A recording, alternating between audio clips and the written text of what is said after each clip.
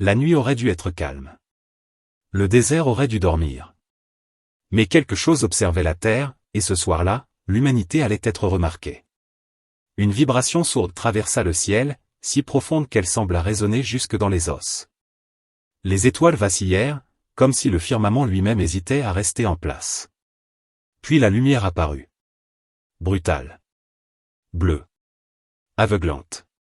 Une déchirure de feu fendit l'obscurité, traçant une cicatrice lumineuse au-dessus du désert du Nouveau-Mexique. Le sol trembla.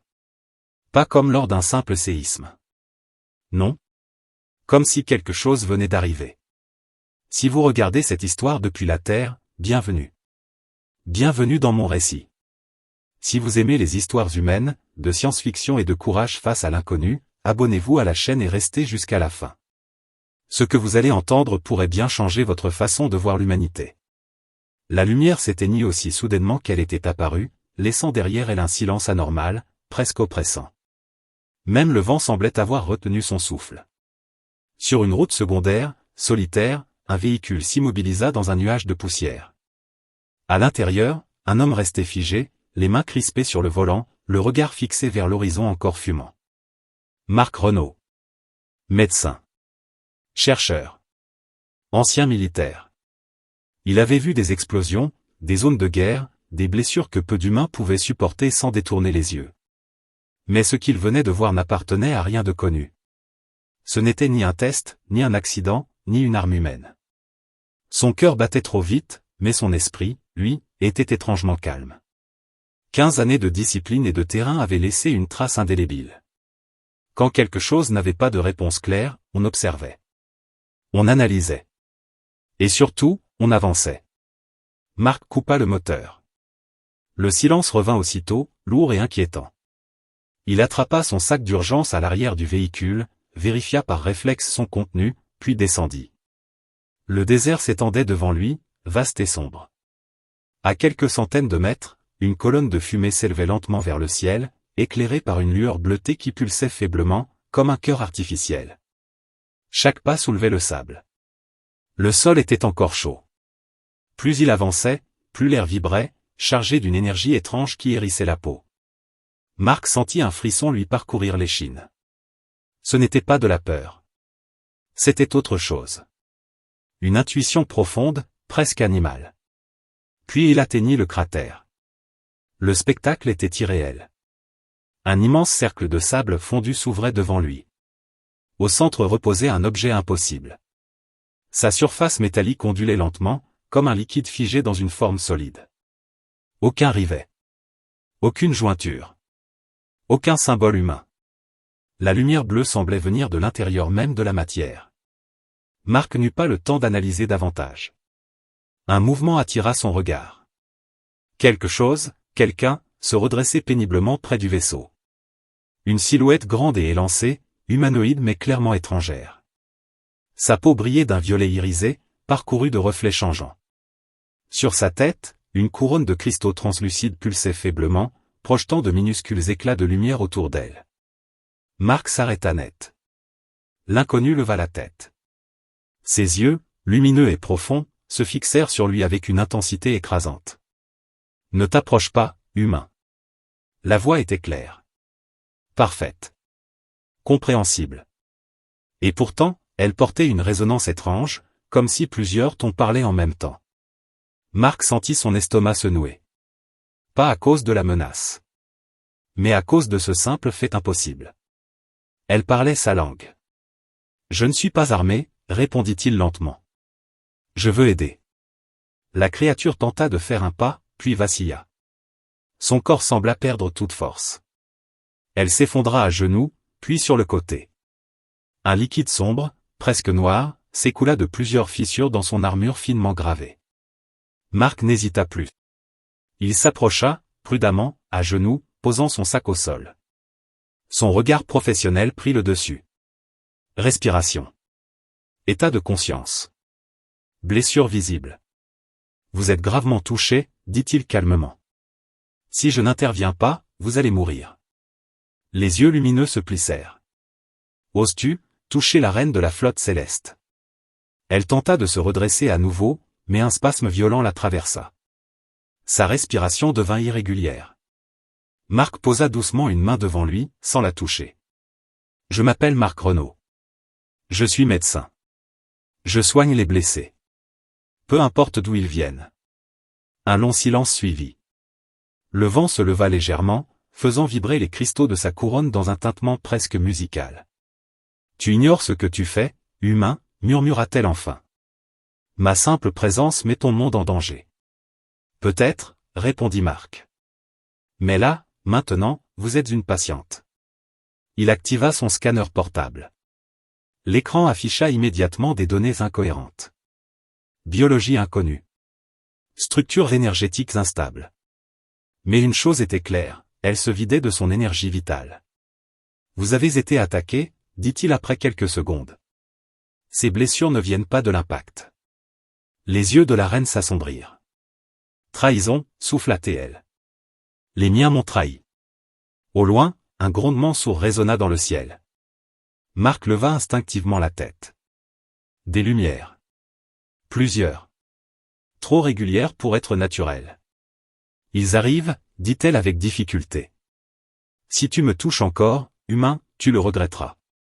Marc la regarda droit dans les yeux. Si je ne vous touche pas, vous ne verrez pas l'aube. Il appliqua un gel coagulant universel sur la blessure la plus profonde. La réaction fut immédiate. La substance entra en contact avec le sang cristallin, provoquant une lueur intense. La reine cria, un cri de douleur mêlé de surprise. Tes méthodes sont barbares, gronda-t-elle. Peut-être, répondit Marc sans s'arrêter. Mais elles fonctionnent. La lumière bleue dans le ciel se rapprochait. Le temps pressait. Comment vous appelez-vous, demanda-t-il. Elle hésita. Puis céda. Lyra. Commandante suprême. Marc hocha la tête, concentré. Très bien, commandante. Si vous voulez survivre, vous devez me faire confiance. Un nouveau grondement secoua l'air. Cette fois, le sol vibra sous leurs pieds. Lyra tourna lentement la tête vers le ciel, puis vers l'humain agenouillé à ses côtés. Sache une chose, Marc Renaud. Si tu me trahis, ton espèce en paiera le prix. Marc soutint son regard sans ciller. Et si je vous sauve, répondit-il, alors peut-être que nos deux mondes auront une chance. Il l'aida à se relever, soutenant son poids fragile. Ensemble, ils s'éloignèrent du cratère, laissant derrière eux le vaisseau fumant et les secrets qu'il contenait. Dans le ciel, les lumières s'intensifiaient. La chasse venait de commencer. Et sans le savoir, un simple médecin humain venait de poser le premier pas de l'humanité vers un avenir que personne n'avait imaginé. Ce n'était que le début. Le moteur du véhicule gronda doucement tandis que Marc Renaud s'éloignait du cratère, les phares éteints, guidé uniquement par la lueur pâle des étoiles et sa mémoire du terrain. Le désert s'étendait autour d'eux comme une mer sombre et silencieuse, indifférente à ce qui venait de se produire. Pourtant, pour Marc, plus rien ne serait jamais normal. À côté de lui, Lyra était allongée sur la banquette arrière, le corps maintenu tant bien que mal par des sangles improvisées. Sa respiration était faible mais régulière. La couronne de cristaux sur sa tête pulsait lentement, chaque battement un peu plus faible que le précédent. Marc jetait des coups d'œil fréquents dans le rétroviseur, inquiet. Il avait vu des patients dans un état critique, mais jamais quelqu'un comme elle. Jamais une reine venue d'ailleurs. Il serra les dents et accéléra légèrement. Le centre de recherche n'était plus très loin. Peu de gens connaissaient l'existence du niveau souterrain non répertorié, encore moins savaient comment y accéder. C'était son refuge. Son espace. Et maintenant, c'était leur seule chance. Un bruit lointain résonna dans le ciel. Marc sentit son estomac se nouer. Les lumières qu'il avait vues plus tôt n'étaient plus visibles, mais il savait qu'elles étaient là, quelque part au-dessus, cherchant. Chassant. Ils te suivent, murmura Lyra d'une voix rauque. Marc sursauta presque. Il ne l'avait pas entendu bouger. Comment le sais-tu, demanda-t-il sans quitter la route des yeux. Je le sens, répondit-elle. Le lien énergétique. Ils utilisent des balises que ton esprit ne peut percevoir. Parfait, soupira Marc. Des trackers invisibles. C'est exactement ce qu'il manquait à cette nuit. Lyra émit un faible son, presque un rire, qui se termina en une grimace de douleur. Tu fais preuve d'un calme étonnant pour un humain qui transporte une cible prioritaire pour toute une flotte. J'ai appris à rester calme quand tout s'effondre, répondit Mark. Panique égale erreur. Et les erreurs tuent. Il tourna brusquement sur une piste presque invisible, réduisit encore sa vitesse, puis s'arrêta devant une formation rocheuse banale. Il sortit du véhicule, contourna un rocher précis et posa sa main sur une surface dissimulée. Un panneau glissa silencieusement, révélant une rampe descendant dans l'obscurité. Mark redémarra et s'engagea dans le passage. Le panneau se referma derrière eux, engloutissant toute trace de leur présence. À l'intérieur, des lumières s'allumèrent progressivement, révélant un long tunnel menant à une vaste salle souterraine. Mark gara le véhicule près d'un mur et se précipita vers l'arrière pour aider Lyra. « Nous sommes arrivés, dit-il. Tu es en sécurité. Enfin, relativement. Ce lieu n'existe pas, n'est-ce pas ?» murmura Lyra en observant autour d'elle. « Officiellement, non, répondit Mark. Et c'est exactement pour ça que je l'ai choisi. » Il la transporta avec précaution sur une table médicale, ajusta les capteurs, activa les systèmes.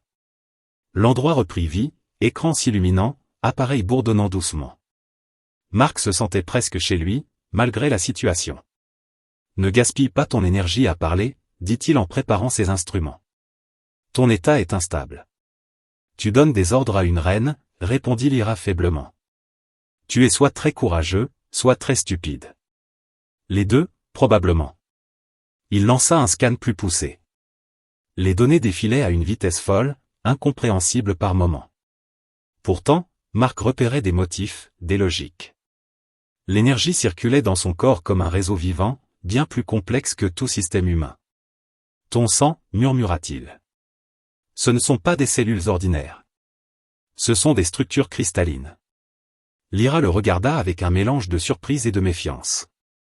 Peu d'espèces comprennent cela aussi vite. Peu d'espèces ont passé leur vie à étudier comment empêcher un corps de mourir, répondit Mark. Peu importe la forme que ce corps prend. Il injecta lentement une solution stabilisante, adaptée au mieux à ce qu'il comprenait de sa physiologie. Les cristaux réagirent, émettant une lueur plus vive, puis se calmèrent. Tu t'adaptes, dit Lyra. C'est troublant. C'est ce que nous faisons le mieux, répondit Mark sans lever les yeux. Nous bricolons jusqu'à ce que ça marche. Un grondement sourd résonna au-dessus d'eux, lointain mais perceptible. De la poussière tomba légèrement du plafond. Mark se figea. Ils ont trouvé la zone, dit Lyra. Peut-être pas ce lieu précis, mais ils se rapprochent. Mark serra les poings. Alors on n'a pas beaucoup de temps. Il se mit à travailler plus vite, modifiant des réglages, adaptant ses appareils. Son esprit tournait à plein régime. Il ne pensait plus à l'impossible, ni aux conséquences. Il ne voyait qu'une patiente en danger. Pourquoi t'ont-ils attaqué ? Demanda-t-il soudain. Lyra détourna le regard, les cristaux de sa couronne s'assombrissant légèrement. Parce que je voulais changer les choses, répondit-elle. Parce que je croyais que l'univers ne devait pas appartenir uniquement aux forts et aux anciens.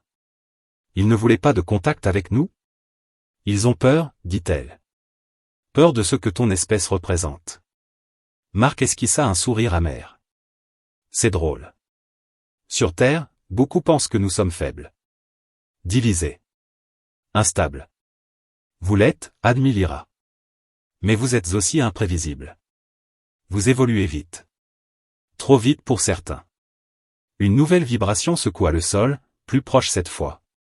Les écrans de sécurité s'activèrent. Mark y jeta un œil. Des signatures énergétiques apparaissaient, mouvantes, nombreuses. 3, non, 4 appareils en approche, murmura-t-il. Il balait la zone. Lyra ferma les yeux, comme si elle se concentrait. S'ils me trouvent ici, ils n'hésiteront pas à détruire tout ce qui se trouve au-dessus. Humain compris. Mark inspira profondément.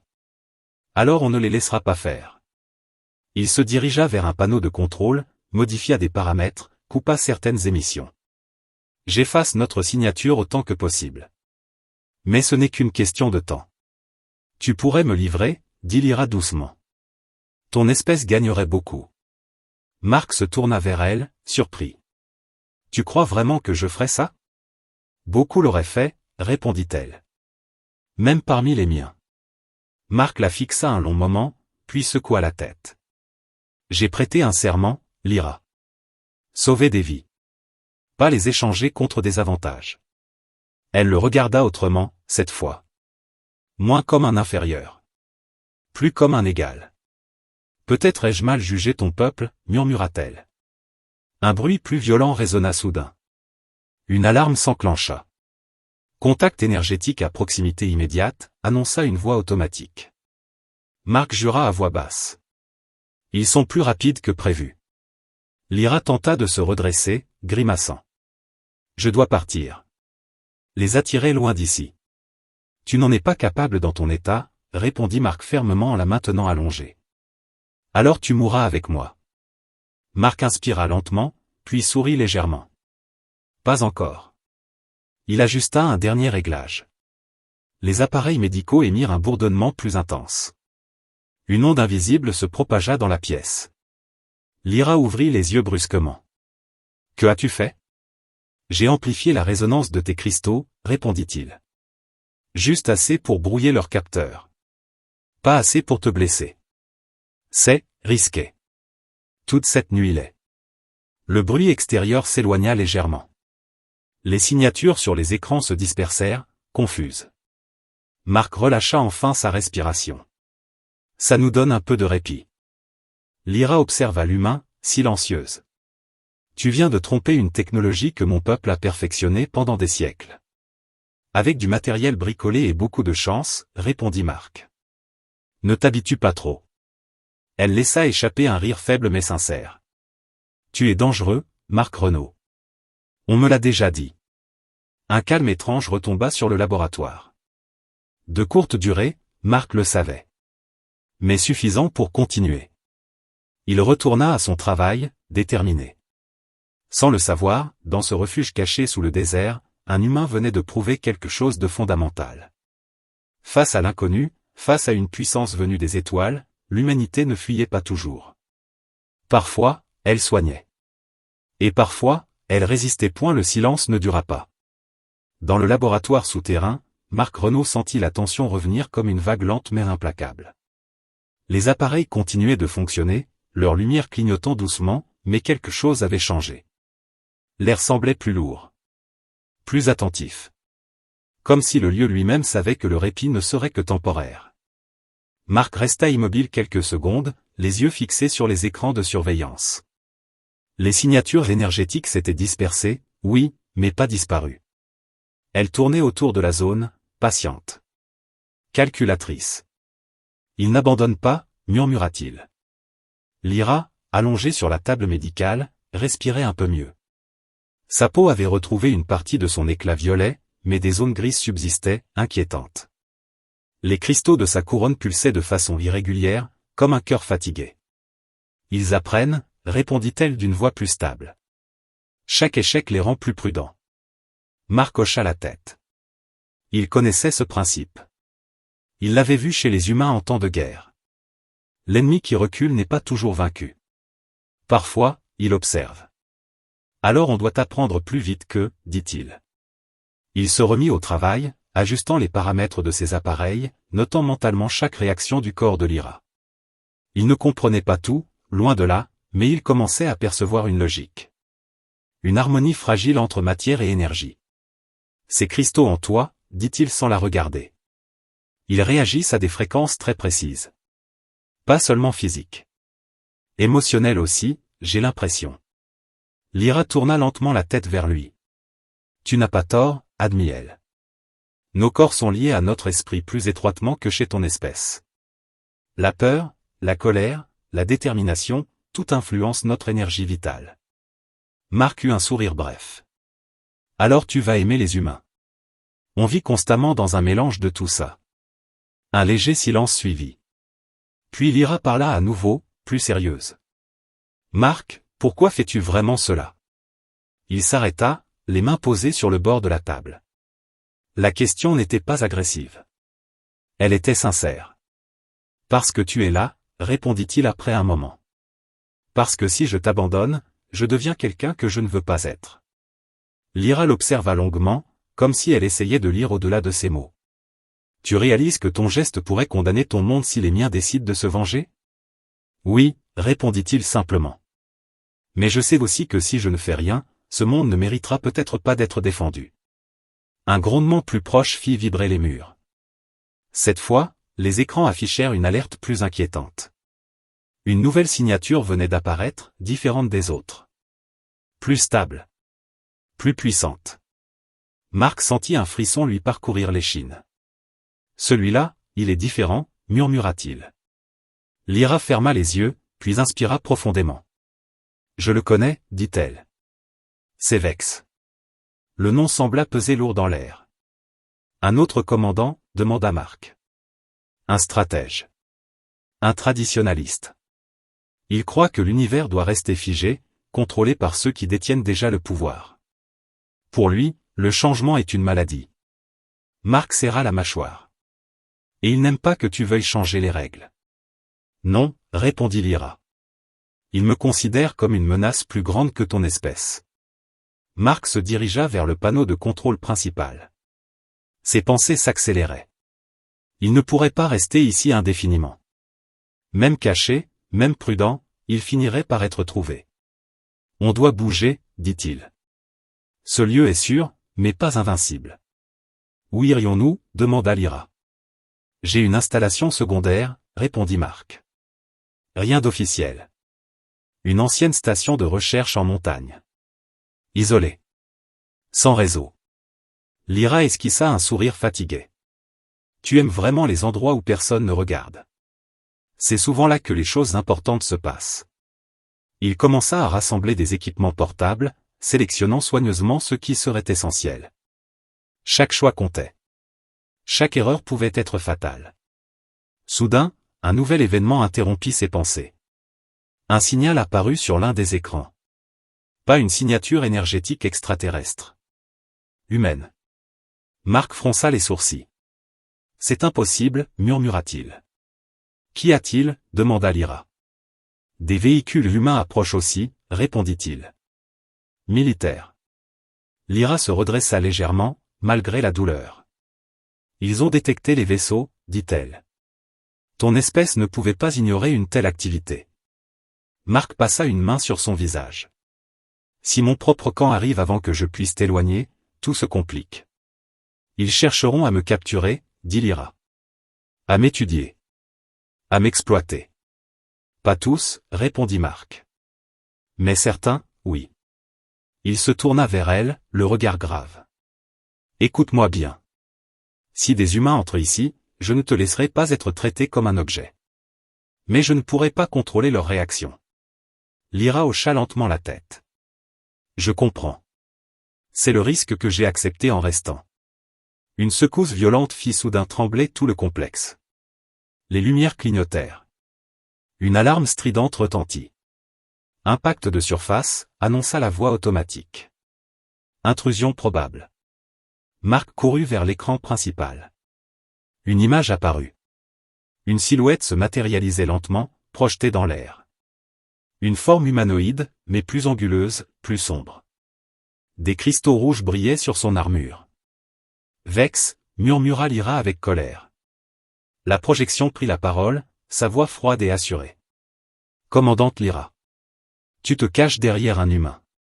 C'est indigne de ton rang. Marc se plaça instinctivement devant la table médicale, comme un bouclier inutile mais sincère.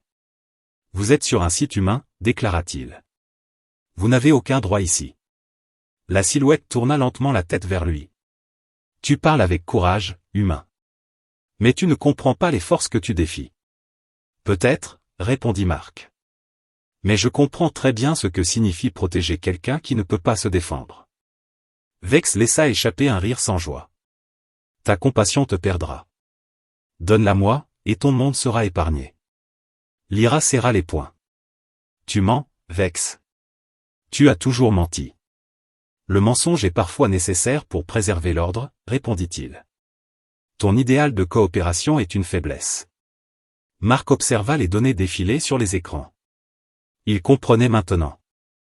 La projection consommait énormément d'énergie. Elle était liée au système de Vex. Une idée germa dans son esprit. Lyra, murmura-t-il sans le regarder. Tes cristaux, leur fréquence. Elle peut interagir avec ces systèmes, n'est-ce pas? Oui, répondit-elle après un instant. Mais ce serait dangereux. Pour toi ou pour lui? Pour nous deux. Marc sourit légèrement. Alors c'est équitable. Il se tourna vers la projection. Vous avez sous-estimé une chose, Vex. Laquelle? Demanda la silhouette. Les humains n'abandonnent pas facilement. Et quand ils sont acculés, ils improvisent. Marc modifia rapidement les réglages de son dispositif. Lyra sentit une montée d'énergie parcourir son corps. Les cristaux de sa couronne s'illuminèrent d'une lueur intense. Marc, avertit-elle. Fais-moi confiance, dit-il doucement. La projection de Vex vacilla. Des distorsions apparurent autour de sa forme. Que as-tu fait? Gronda-t-il. J'ai harmonisé deux systèmes qui n'étaient pas censés se parler, répondit Marc. Ton réseau et son énergie vitale. La projection se fragmenta, puis disparut brusquement. Les alarmes cessèrent. Un silence lourd retomba. Marc s'effondra presque sur une chaise, épuisé. Lyra respirait difficilement, mais elle était consciente. Tu viens de défier un commandant de la flotte céleste, dit-elle. Je sais, répondit-il. Et j'ai probablement attiré encore plus d'attention. Elle le regarda, un éclat nouveau dans les yeux. Tu aurais pu reculer. Beaucoup l'auraient fait. Peut-être, dit Marc. Mais quelqu'un doit toujours faire le premier pas. Même quand il tremble. Au-dessus d'eux, les forces humaines et extraterrestres convergeaient lentement, attirés par les perturbations. Le temps leur manquait. Marc se releva, déterminé. On part dès que tu peux tenir debout. Ce n'est plus seulement une question de survie. C'est une question d'avenir, compléta Lyra. Ils se regardèrent, conscients que ce qu'ils vivaient dépassait leur propre destin. Un humain et une reine venus des étoiles, liés par une décision simple mais irréversible. Aider plutôt que dominer. Dans les profondeurs du désert, alors que les puissances se rapprochaient, une vérité prenait forme. L'humanité n'était peut-être pas la plus forte. Ni la plus avancée. Mais elle avait quelque chose de rare. La volonté de se dresser, même quand tout disait qu'elle ne devrait pas. Marc Renaud ne se souvenait pas de la dernière fois où il avait ressenti une fatigue aussi profonde. Pas seulement physique. Une fatigue qui s'installait dans les os, dans les pensées, dans chaque décision à prendre alors que le temps manquait. Pourtant, il n'avait pas le luxe de s'arrêter. Le laboratoire souterrain vibrait encore faiblement après la disparition de la projection de Vex. Les écrans affichaient des données instables, des pics d'énergie qui diminuaient lentement. Marc passa une main tremblante sur son visage, inspira profondément, puis se releva. Ça ne les retiendra pas longtemps, dit-il à voix basse. Lyra, toujours allongée, avait repris un peu de couleur. Le violet de sa peau brillait davantage, mais la tension dans son regard trahissait une inquiétude nouvelle. Elle venait de comprendre ce que Marc avait fait. Et ce que cela impliquait. Tu as attiré son attention directe, dit-elle. Vex ne laissera pas passer cela. Je m'en doutais, répondit Marc. Mais au moins, maintenant, il sait que nous ne sommes pas sans défense. Il s'approcha d'elle et vérifia rapidement ses constantes. Les valeurs restaient instables, mais acceptables. Elle pouvait se déplacer, avec de l'aide. Il faut partir, dit-il. Maintenant. Lyra hocha la tête. Elle tenta de s'asseoir seule, grimaça, puis accepta l'aide de Marc. Il passa son bras sous le sien, la soutenant avec précaution. Ta cache en montagne, demanda-t-elle. Est-elle vraiment hors de portée? Rien n'est jamais totalement hors de portée, répondit-il honnêtement. Mais c'est isolé.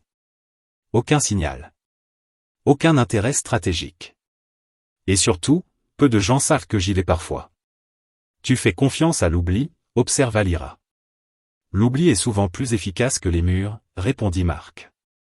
Ils avancèrent lentement dans le couloir menant au véhicule de secours. Chaque pas de Lyra semblait lui coûter un effort immense, mais elle serrait les dents, refusant de montrer davantage de faiblesse. Alors qu'ils atteignaient la sortie, une nouvelle vibration secoua le complexe. Plus violente. Plus proche. Ils ont commencé à fouiller la zone, dit Marc en consultant rapidement un écran mural. Et cette fois, ce sont aussi des humains. Lyra s'arrêta. Les tiens? Oui, répondit-il. Et ce n'est pas une bonne nouvelle. Il connaissait les protocoles. Une activité inconnue, une intrusion possible, des signatures énergétiques anormales. Les militaires humains n'allaient pas poser des questions en premier. Ils allaient sécuriser. Contrôler. Enfermer. S'ils me voient, dit Lyra, ils paniqueront. Pas tous, répondit Marc. Mais suffisamment. Il l'aida à s'installer dans le véhicule secondaire, un ancien modèle robuste qu'il avait modifié au fil des années. Il démarra, activa les systèmes de dissimulation passive, puis s'engagea dans un tunnel de sortie différent. Ils émergèrent à plusieurs kilomètres du complexe, dissimulés par une formation rocheuse. Le ciel commençait à pâlir à l'est. L'aube approchait. Mauvais timing, murmura Marc. Pour toi peut-être, répondit Lyra. Pour eux, la lumière révèle parfois plus qu'elle ne cache. Marc sourit brièvement, puis se concentra sur la route. Le véhicule avançait sur des chemins escarpés, quittant progressivement le désert pour rejoindre les reliefs montagneux. Autour d'eux, la nature reprenait ses droits.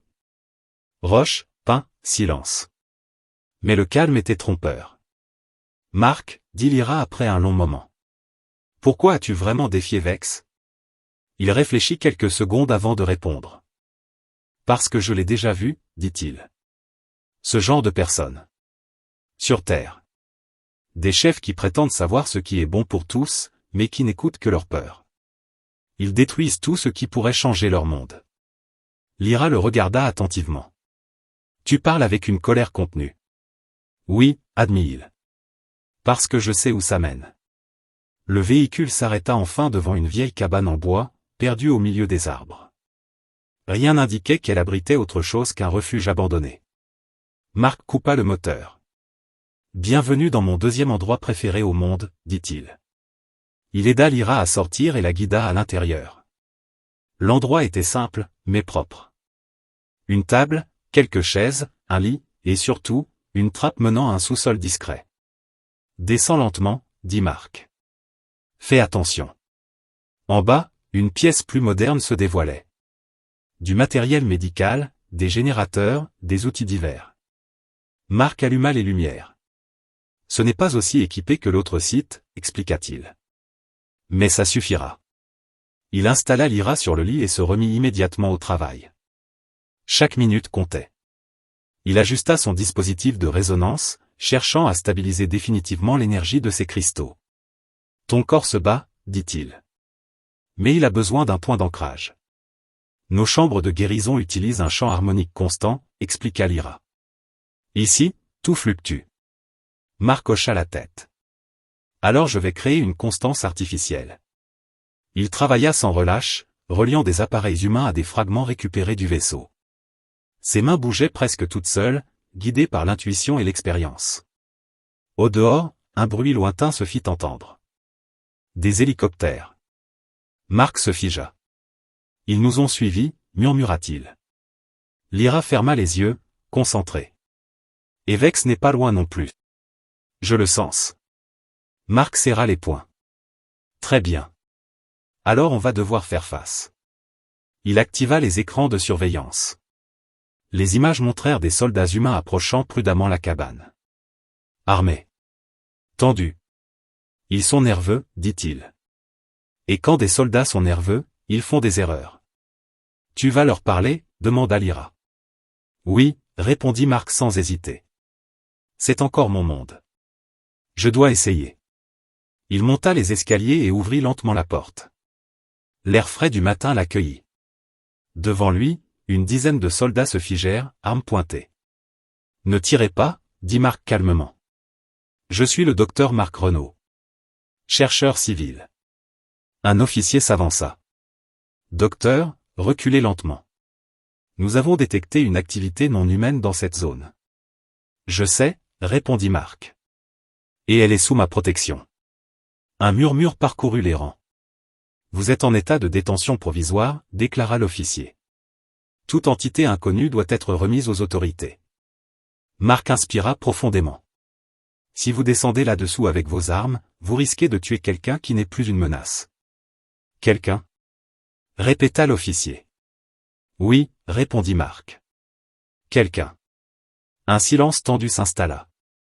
Puis, avant que quiconque ne puisse réagir, une vibration traversa l'air. Plus puissante que tout ce qui avait précédé. Le ciel sembla s'assombrir. Une ombre immense passa au-dessus des arbres. Trop tard, murmura Marc. Lyra, en bas, sentit la présence écrasante de Vex. Elle se redressa malgré la douleur, ses cristaux s'illuminant vivement. Il est là, dit-elle. Et il ne négociera pas.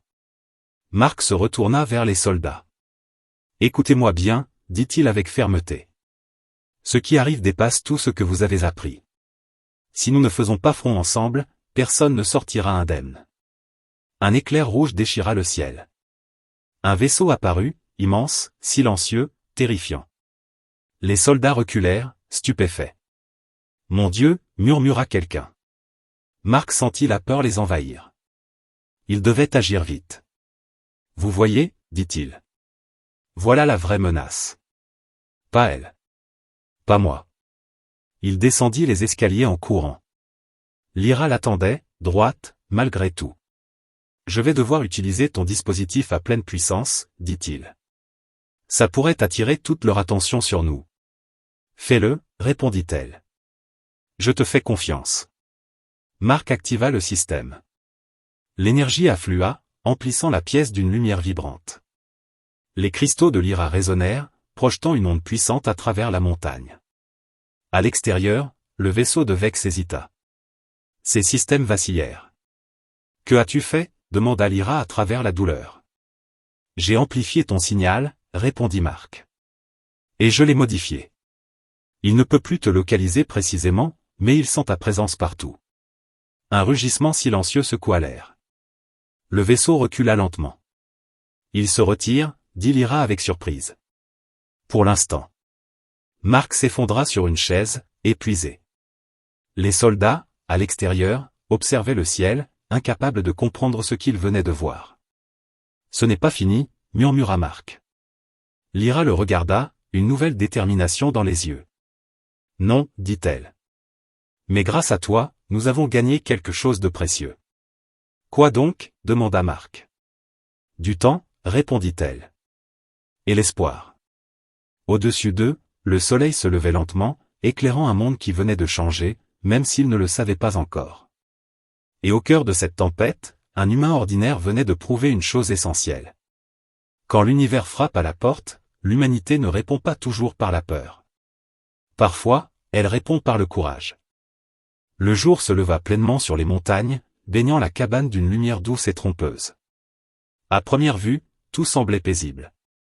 Les oiseaux reprenaient leur chant, le vent faisait doucement bouger les arbres, et la neige ancienne brillait encore dans les creux ombragés. Pourtant, Marc Renaud savait que cette tranquillité n'était qu'une illusion fragile. À l'intérieur de la cabane, l'air restait chargé d'électricité résiduelle. Les appareils improvisés continuaient de bourdonner faiblement, comme s'ils peinaient à revenir à un état normal. Marc était assis sur une chaise, penché en avant, les coudes sur les genoux, le regard perdu. Son corps était épuisé, mais son esprit refusait de se reposer. Trop de choses venaient de se produire. Trop de décisions irréversibles. Derrière lui, Lyra était debout. Elle tenait encore difficilement sur ses jambes, mais sa posture avait changé. Elle n'était plus la reine blessée tombée du ciel. Elle avait retrouvé une partie de sa prestance, de sa force intérieure. Les cristaux de sa couronne brillaient maintenant d'une lumière stable, douce mais ferme. « Tu devrais te reposer, dit-elle enfin. Marc leva lentement la tête. « Je le ferai quand tout ça sera terminé, répondit-il. Et j'ai comme l'impression que ce moment est encore loin. » Lyra s'approcha de lui. « Tu as repoussé Vex. Tu as empêché un massacre. Tu as forcé les tiens à voir la vérité. Peu d'êtres, humains ou non, auraient fait d'autant en si peu de temps. » Marc esquissa un sourire fatigué. « Je n'ai fait que ce que je pensais juste. » C'est justement ce qui est rare, répondit-elle. Un bruit de pas se fit entendre à l'extérieur. Marc se redressa immédiatement, la tension revenant d'un coup. Il se leva et jeta un œil par la petite fenêtre. Les soldats humains étaient toujours là, mais leurs armes n'étaient plus pointées vers la cabane. Certains parlaient entre eux, d'autres observaient le ciel avec méfiance. Ils attendent des ordres, murmura Marc. Et ils ne savent pas lesquels. Ton espèce est à un carrefour, dit Lyra doucement. Comme la mienne l'était autrefois. Marc inspira profondément, puis se dirigea vers la porte. Alors il est temps de leur parler clairement. Il sortit, les mains bien visibles. Les conversations cessèrent immédiatement. L'officier qu'il avait déjà vu s'avança prudemment. Docteur Renaud, dit-il. Nous avons vu quelque chose. Et ce n'était pas dans nos manuels. Je m'en doute, répondit Marc calmement. Ce que vous avez vu est réel. Et dangereux. Mais pas comme vous le pensez. Il y a une entité extraterrestre ici, dit l'officier. Nous devons sécuriser la zone. Marc secoua la tête. Si vous agissez comme si tout devait être enfermé ou détruit, vous déclencherez une guerre que nous ne pouvons pas gagner. Un murmure parcourut les soldats. Et vous, docteur, demanda l'officier, comment le savez-vous? Marc soutint son regard. Parce que je l'ai vu de près. Parce que je l'ai soigné. Et parce qu'elle m'a fait confiance quand elle n'avait aucune raison de le faire. Lyra sortit à son tour de la cabane. Un silence total s'abattit aussitôt. Certains soldats reculèrent d'un pas. D'autres restèrent figés, incapables de détourner le regard. N'ayez pas peur, dit-elle d'une voix claire. Si j'avais voulu vous nuire, vous ne seriez plus là. Marc sentit la tension monter, puis retomber lentement. Les soldats n'avaient pas été attaqués. Ils étaient vivants. Et cela comptait. Elle s'appelle Lyra, reprit Marc. Elle est une dirigeante. Et elle est la preuve que nous ne sommes pas seuls. Mais aussi que tout ce qui vient d'ailleurs n'est pas notre ennemi. L'officier avala sa salive. Et l'autre vaisseau? Celui qui nous survolait? Lyra répondit avant Marc. Celui-là est un ennemi. Pour vous. Et pour moi. Cette phrase eut plus d'effet que n'importe quelle arme. Les soldats échangèrent des regards incertains. Il existe des divisions parmi les miens, continua-t-elle. Certains veulent exploiter votre monde. D'autres croient encore en la domination par la peur. Mais il existe aussi une autre voie. Marc posa une main sur son cœur. La coopération, dit-il simplement. Un long silence suivit. Puis l'officier hocha lentement la tête. Nous allons transmettre, dit-il. Tout. Sans filtre. Marc sentit un poids quitter sa poitrine. Merci. Les soldats se retirèrent progressivement, laissant la zone sous surveillance distante. Le monde humain venait de franchir un seuil invisible. À l'intérieur, Marc et Lyra restèrent seuls. Tu viens de changer le cours de l'histoire humaine, dit-elle. Non, répondit Marc. Nous l'avons fait. Lyra le regarda longuement, puis posa doucement une main sur son bras. Une légère vibration parcourut Marc, étrange mais pas désagréable. Chez mon peuple, dit-elle, ce geste signifie un lien de confiance durable. Marc hocha la tête, ému malgré lui. Alors j'en suis honoré. Les heures suivantes furent consacrées à la stabilisation définitive de Lyra. Le dispositif de Marc, désormais mieux réglé, maintenait une harmonie constante entre les énergies. Elle retrouvait progressivement toute sa force. Au loin, dans le ciel, des points lumineux apparaissaient. Pas agressifs. Pas menaçants. Ce sont les miens, dit Lyra. Ceux qui me sont restés fidèles. Marc sentit son cœur s'accélérer. Ils vont venir ici? Oui. Mais pas en conquérant. En témoin. Quand les vaisseaux se posèrent à distance respectueuse, Marc réalisa l'ampleur de ce qui se jouait. Des êtres venus d'un autre monde allaient rencontrer l'humanité non pas sur un champ de bataille, mais dans une clairière de montagne, autour d'une cabane discrète. Lyra se tourna vers lui. Je dois retourner parmi les miens, dit-elle. Mettre fin à cette fracture. Marc baissa les yeux un instant. Je m'en doutais. Mais je reviendrai, ajouta-t-elle. Et pas seul. Il sourit. Je t'attendrai. Avant de partir, elle s'arrêta.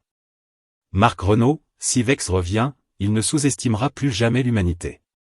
Tant mieux, répondit Marc. Nous non plus.